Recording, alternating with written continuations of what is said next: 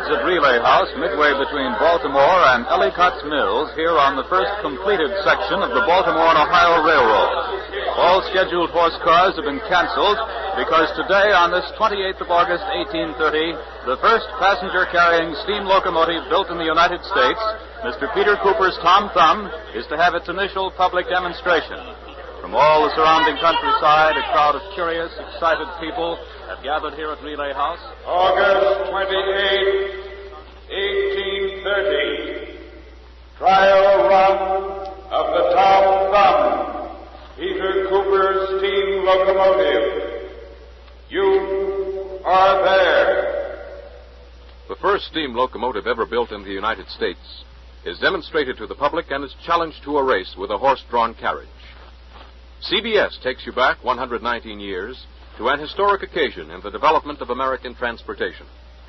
All things are as they were then, except for one thing.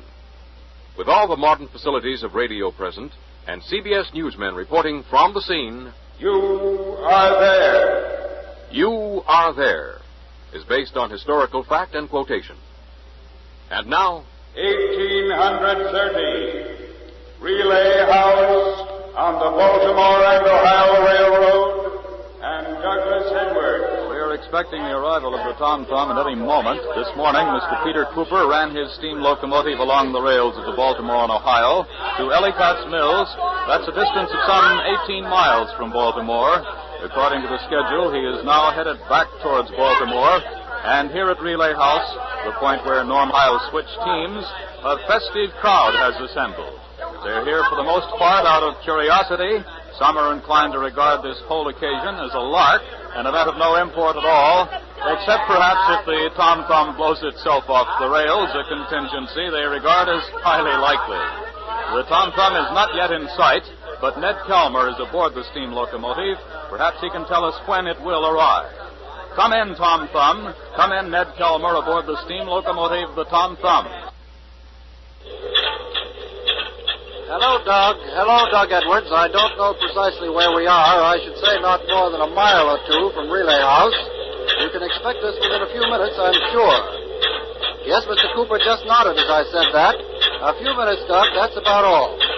Right now I'm standing next to Mr. Cooper at 12 miles an hour. I know that sounds incredible, but we've been maintaining this pace for 2, sometimes even 3 minutes at a stretch.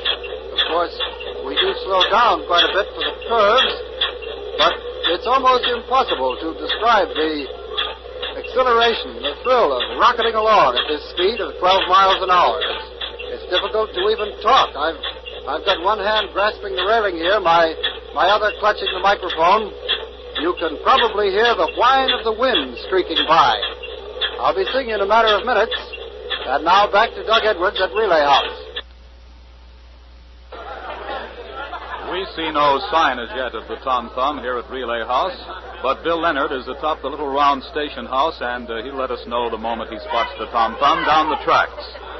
Here, standing next to me, is a gentleman who's probably more concerned than anyone about the outcome of this trial run, the president of the Baltimore and Ohio Railroad, Mr. Philip E. Thomas. Mr. Thomas, it's a great turnout, isn't it? Fine. Splendid. I'm gratified that the people here have taken such an interest in our endeavor. The Baltimore and Ohio is now in its second year, isn't that right? Yes, our second year. The first stone in our railroad was put down July the 4th, 1828. Of course, at that time, we planned only for horse cars. Mr. Thomas, what gave you the idea of building your railroad to the west?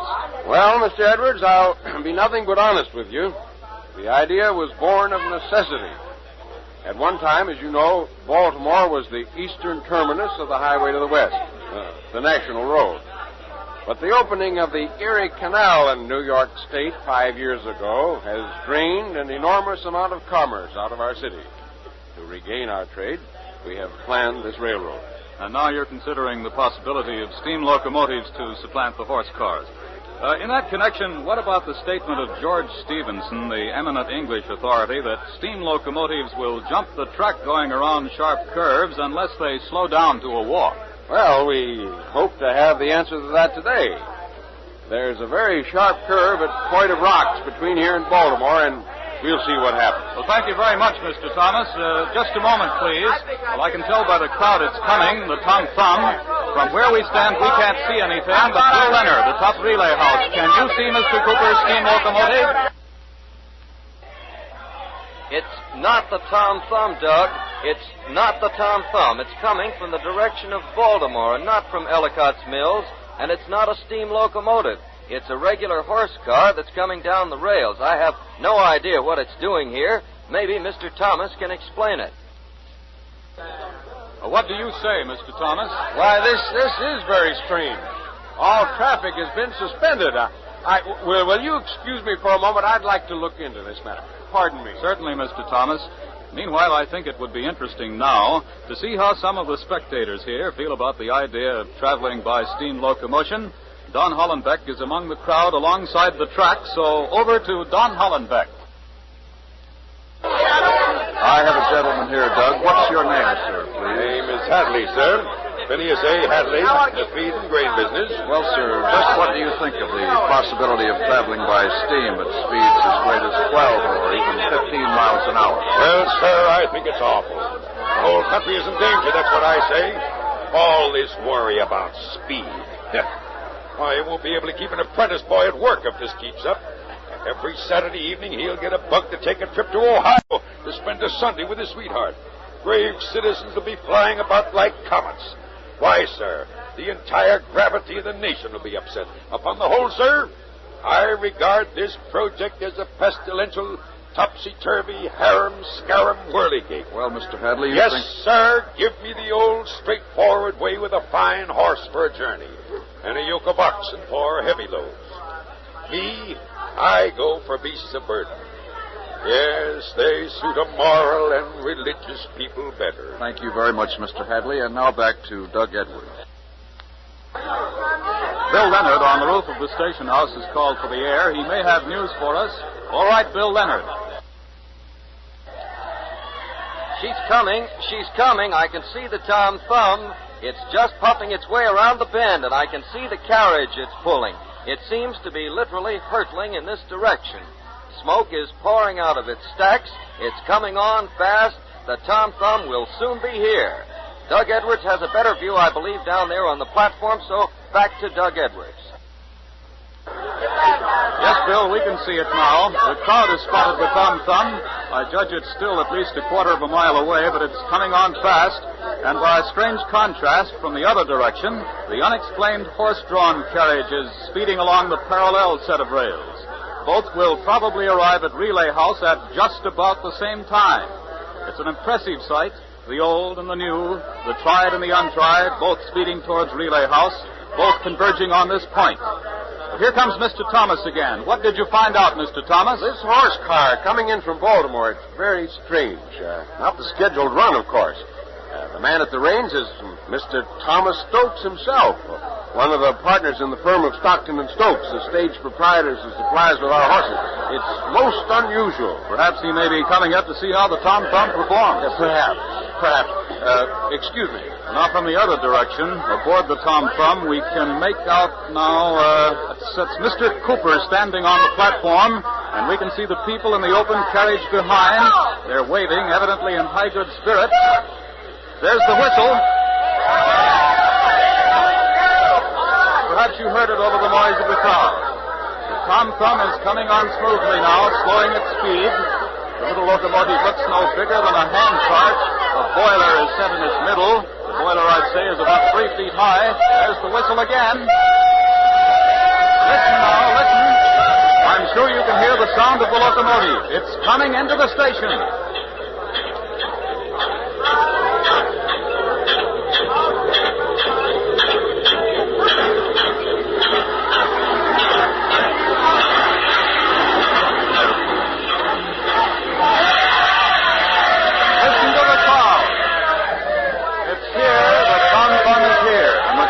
Surging towards it.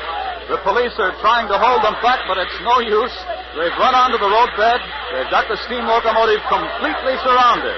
The passengers can't get off the carriage. We're going to try to get to Ned Calmer, who, as you know, has been aboard the Tom Thumb. We want him to bring Mr. Cooper to the microphone, but at the moment I can see that both Ned and Mr. Cooper are very much occupied trying to keep from being pulled off the locomotive by this wildly enthusiastic crowd. It seems that, Mr. Stokes. Mr. Stokes, please. I'm trying to get to Mr. Thomas Stokes, who just came up with his horse car, to Mr. Stokes. This is CBS.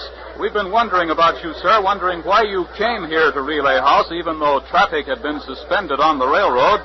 Would you mind telling us the reason? No, sir, don't mind telling you. Don't mind telling everybody. Matter of fact, that's just what I intend doing. Just let me get up on the bench here for a moment. All right, be careful. Quiet down now, everybody. You hear me? Let me say something. Quiet down, will you? Listen now. Everybody, listen. You folks out there all know me. Yeah, we know you, Tom.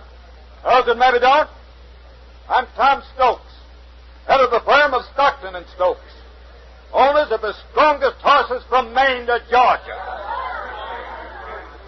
Anyone want to argue that point? Seems like nobody's argumentable. Now then, I'm not their tea kettle. Mr. Peter Cooper, can you hear me? All right, Mr. Cooper, listen to this. That there horse yonder is by name of Betsy. And I ain't saying she's the fastest piece of horse flesh hereabouts. And I ain't saying she isn't. But I am saying, Mr. Peter Cooper, that there old gray mare of mine can beat the charcoal stuffing out of that overgrown foot warmer you call a locomotive. I say she can do it.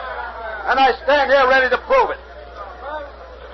Mr. Peter Cooper, me and my mare challenge you and your pot boiler to a race from here into Baltimore. It's a challenge, sir. Do you accept? It's a challenge. Peter Cooper to race him into Baltimore. The crowd seems hugely pleased with this idea. They're begging Peter Cooper to accept. I see that Mr. Cooper has come down off the tom-tom now. He's headed this way. The crowd is urging him to accept the challenge. Wait now, here they are. Mr. Cooper, Mr. Thomas, everyone around is grinning, except Mr. Cooper. He looks very tense, very somber. Mr. Stokes has jumped down from the bench. Here he is. Cooper, what say, will you race? Will you take up my challenge? Well, now, this is most unexpected. Mr. Thomas, you're president of the line. What do you say? Well, Cooper, I leave that up to you. The decision is yours. Go on, Mr. Cooper. Well, will you test your perambulating smokestack against solid horse flesh? What do you say, Cooper?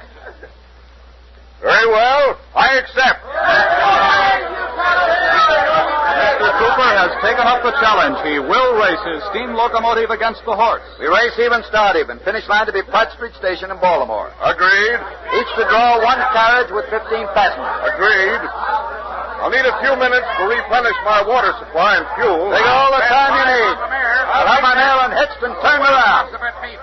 Now, sir, perhaps you'd like to put down a little wager on the outcome? I'm sorry, Mr. Stokes. I'm not a betting man. More's the pity. For I tell you this, Mr. Peter Cooper, by the time that there contraption of yours crawls its way into Baltimore, I'll have my mare bedded down for the night. And myself, I'll be down in my fifth pint at Bull's Head Carriage.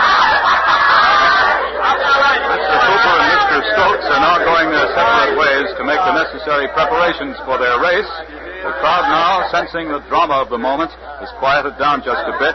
They seem to be splitting into two sections. The backers of Mr. Stokes' gray mare are flocking over to the far rail where the horse-drawn carriage is standing, while the enthusiasts of the tom-thumb are crowding around the steam locomotive. The race will get underway in a few minutes, we expect, and we're making arrangements to bring you CBS coverage every step of the way from here into Baltimore. Ned Calmer will remain at his post aboard the locomotive, right alongside Mr. Cooper. Bill Leonard will ride on Mr. Stokes' horse-drawn carriage. The shortwave equipment is being set up. Now, while we're waiting, let's ask him how things are going. Bill? Well, Doug, we're just about set here. We're surrounded by quite a crowd of well-wishers. They're all very eagerly helping unhitch the mare and turn her around. I might say she's a fine, gallant gray horse, one of the most powerful looking I've ever drawing a standard railroad car. Wooden benches for the passengers and a striped canvas canopy set on 8 poles over the open carriage. Matter of fact, it's practically identical with the carriage behind Mr. Cooper's steam locomotive. Mr. Stokes seems to have finished his preparations now. Mr. Stokes, sir, judging from our challenge, it seems that you don't believe that the steam locomotive will ever replace your horses. No, sir, I don't. Not that I'm old-fashioned. Why, when the first steamboat started coming into use 15, 20 years ago, I was all for it. On water, a steam engine's fine. But on land, it takes 4 solid hooves to get you where you're going. But, Mr. Stokes, sir, Mr. Cooper claims his steam locomotive is faster, more economical, and gets you anywhere without regard to rough terrain. Poppycock. Besides, there's something else Mr. Cooper forgets. Let me tell you this. Scientists say that when anything goes around a curve at 15 miles in an hour, there's no telling what will happen. Something called centrifugal force, I think it is. Whatever it is, it'll smash a person's bones to smithereens. Crush them like nothing at all. Well, thank you, Mr. Stokes. Thank you, sir. And now, in the last few moments before the race gets underway, let's see how Mr. Cooper's preparations are progressing. So, over to the Tom Thumb and Ned Kelmer. I'm standing here on the open deck of the Tom Thumb, and I'm going to try to get Mr. Cooper to answer a few questions. Peter Cooper was known in New York City, as a successful merchant before he became interested in the development of steam locomotion. Mr. Cooper, sir, can you spare us a moment now? Yes, of course. I wonder if you would explain the operation of your steam locomotive to somebody who, unfortunately, doesn't have your mechanical knowledge. Well, it's quite simple. Now, the lower portion of this boiler here is the firebox. Yeah? The upper portion is filled with water, which is boiled into steam. I see. Now, the steam moves through these pipes here into this cylinder. I had quite a problem with those pipes, incidentally. No iron pipe of any kind is manufactured in the United States, Had to improvise a bit. Bought up some old muskets, removed the barrels, and I had my pipe. That's certainly very ingenious, Mr. Cooper. Now, to provide a draft for my firebox, I've developed this blower here, driven by this cord attached to one of the car wheels. Sam, better tighten the cord. Looks a little slack. Now, under here, you can see the gears that transfer the up and down action of the engine into a rotary action that turns the wheel. One last question, Mr. Cooper. Do you intend to take the curve at Point of Rocks at full speed? Well, that'll depend on how the race is going. We shall see when we get there. We shall see. Mr. Cooper, are you ready? Pardon me. In a moment or two, Mr. Thomas, we're getting out steam. All right. Thank you, Mr. Cooper. The race will be off in a matter of seconds now. So back to the platform and plug in. The tracks are being cleared now. The Tom Thumb and Mr. Stokes' horse car are lined up side by side on the parallel tracks. A tense silence has fallen over the crowd. I'm standing right next to Mr. Philip E. Thomas, president of the Baltimore and Ohio, who's going to give the starting signal. Gentlemen, when I drop my handkerchief, it'll be the signal to go. I'll count 3. The first into Pratt Street Station is the winner. Are you ready, Mr. Stokes? Ready. Are you ready, Mr. Cooper? Ready. All right. 1, 2, 3.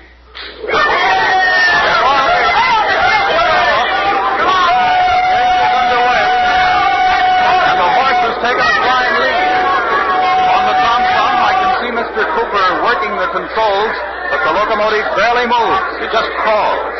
But the Tom Thumb is moving very slowly, very slowly. Ned Kelmer, what seems to be the trouble? It seems we don't have full steam up yet, Doc. Mr. Cooper is pouring coal into the firebox here, working the fellows to get back. And now we are moving a little faster, maybe 2 or 3 miles an hour. But the horse carriage is way out in front. It's already reached the first little rise. As I watch, it appears to be sailing right over it, right over the hill, and just about out of sight. But we are out of the station now, and we're definitely on our way. Bill Leonard, how are things on the horse car? Bill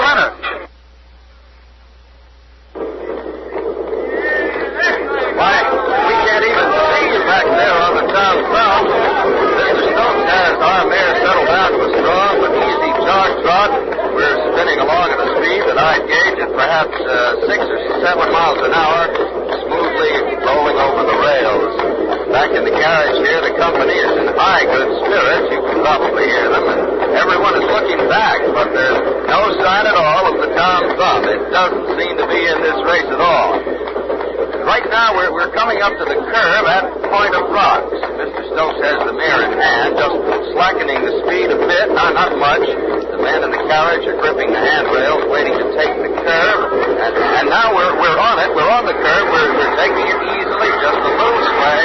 Not much, but we're going around smoothly, easily. And we're past now. We're past it on a stretch of straight track.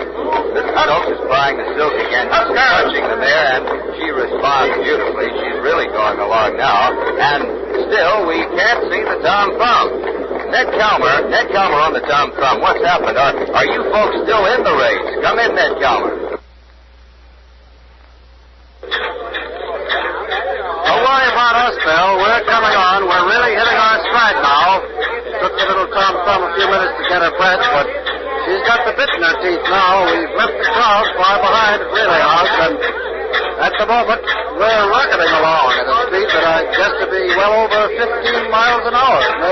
Maybe as high as 18. The gentlemen back in the carriage are all holding the handrails in one hand, hats with the other. They look a little grim, a little fearful, and believe me, I know exactly how they feel. We're coming up to the Point of Rocks.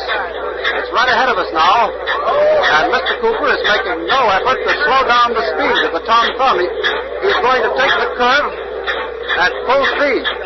Full speed. This will be the test. We'll know now. Can a locomotive shoot around a sharp curve without wrecking itself? We're going to find out. Now we're at Point of Rocks, starting to veer. Turn. We're swaying way over to the side.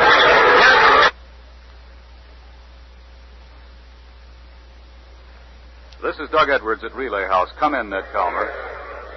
Come in, Ned Calmer. Ned Calmer on the Tom Thumb. Are you all right? What's happened? Come in, Ned Calmer. Ladies and gentlemen, we've lost our signal from the Tom Thumb. We don't know what's happened. As you heard, the locomotive was taking the curve at full speed. That's a tremendous gamble by Mr. Cooper, a desperate attempt to catch up with the horse car. But it seems that... Hello, Doug. Hello, Doug Edwards. Hello, Ned. That's all right. All right, go ahead. What happened? We're all right. We were cut off a moment. Our microphone connection worked loose because of the vibration of the engine, but the main thing is we made it. We made it around the curve. The locomotive and the carriage swayed violently, but we stayed on the rails. We flew, but a steam locomotive can take a sharp curve at full speed at 15 or even 18 miles an hour. And now we're really bearing down on that horse carriage. Only yards separate us. The horse car seems almost to be standing still as we roar down. I can see Mr. Stokes trying to quit madly. The mare has gone from a jog trot into almost a gallop, and yet it's no use. We're stepping up, almost up to it.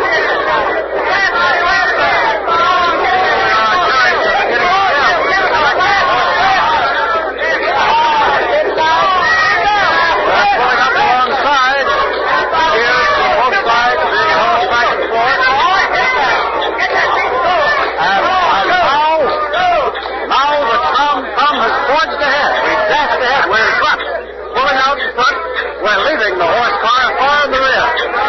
Listen to that steam locomotive roar. Just listen.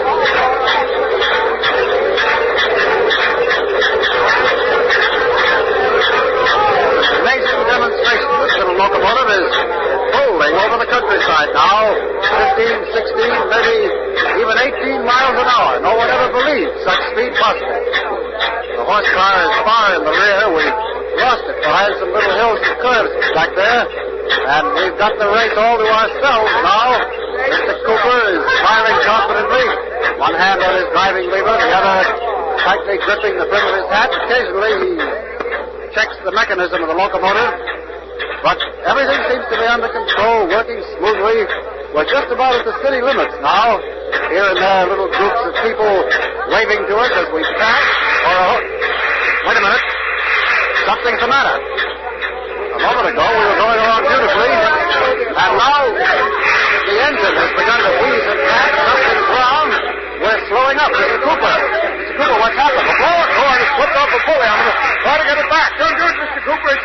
fast as hot. Oh, look out, Sam. Let me try to reach down for it. Watch your hand! Cooper was trying to fix the blower cord, and his hand has been lacerated, but he doesn't seem to be badly hurt. We're stopping. We're stopped. And here comes the horse car. Here it comes, bearing down on us. Mr. Cooper, bad hand of all, seems to be determined to get the locomotive into action again. But Stokes and his horse car are coming up, passing us, while we're stalled.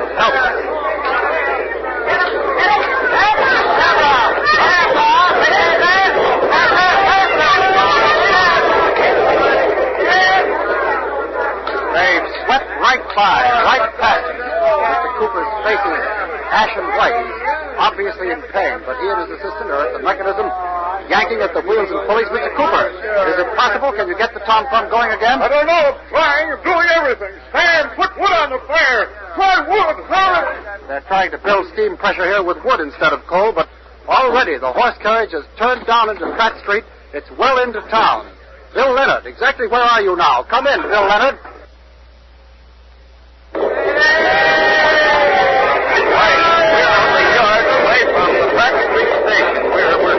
Into it, and the finish line is just ahead of us. And Mr. Stokes has given the mare free rein. She's trotting along proudly as though she senses the triumph ahead. And here's the station. Here's the finish line. We're over. The horse has beaten the steam locomotive.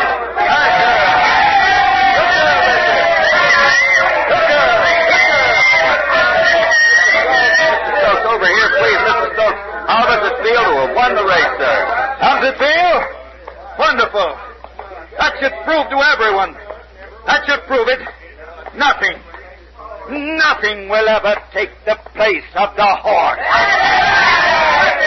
Nothing will ever take the place of the horse, and that seems to be the opinion of everyone here.